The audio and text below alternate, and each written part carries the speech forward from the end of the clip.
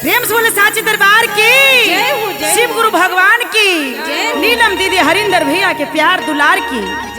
और आई बड़ा सुंदर भोला जी के दरबार लागल बा देवघर में। आई देवे घर में चर्चा होता भैया। मनोज भैया के पर्वत पर आसन लागल बा गुरु जी के। आई और कहे के बा कैसे, अरे दुखावा से मत घबराई। हाँ हो देखी कितना दुख हो जाई, बाकी दुख से घबराए के नहीं खे, उनका से लड़े के बा और जौन मांगे के बा हमार गुरु जी यहाँ पर बा, इनका से मांगी सब देवे वाला हमार महादेव बा। और कहे के बा कैसे, अरे दुखावा से मत घबराई। हाँ दुखवा सब पर बारे,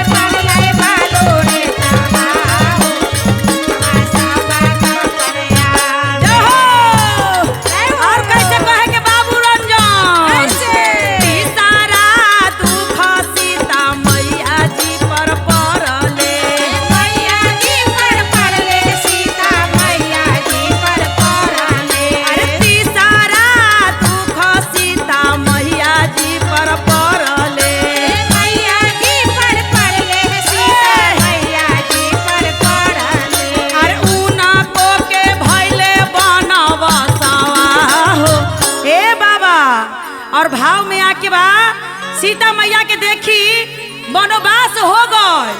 और कहे के बा कैसे, अरे ऊना को के परल बनवासवा हो आ दुखवा सब पर बारे।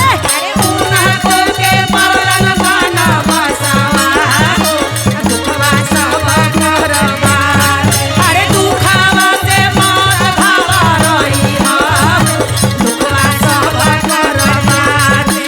दुखवा से मत घबराई। हाँ दुखवा सब पर बारे। बोल शंकर भगवान की, सच्चे दरबार की जय हो।